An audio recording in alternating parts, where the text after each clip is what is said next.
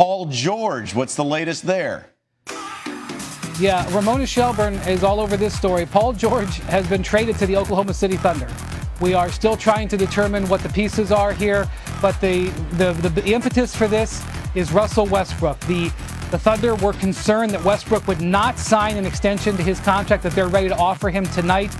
Now they have Paul George to be able to offer to. It seems like they're going to be willing to roll the dice here and accept the chance of Paul George leaving after a year. But if that gets them, Russell Westbrook to re-sign into the fold, it may be worth it, and they become a more serious contender in the Western Conference. Really stunning. We did not hear Oklahoma City as an option for George throughout this process, but there was momentum towards another deal with Paul George this afternoon with Indiana.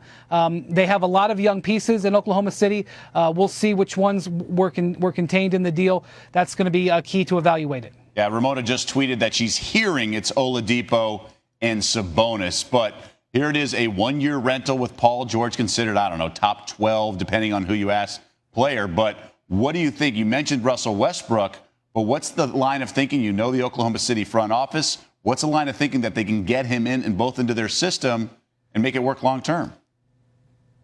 Well, Oladipo does have a connection, obviously, to Indiana with playing at Indiana University, and that has some relevance in a place where they need to sell tickets. And I'm not so sure that the Thunder were thrilled with the contract extension that they gave Oladipo at the start of last season, which was around $80 million over the next 4 years.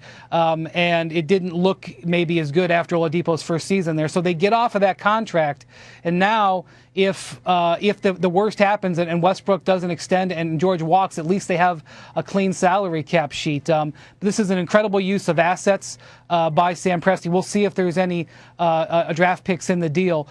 What's interesting here is that it's clear that Indiana didn't have a great offer. They get Oladipo on a long-term deal, like I said, that's sort of squishy in terms of its value right now, and Sabonis, who had a decent rookie year but certainly not a standout, didn't make the all-rookie teams.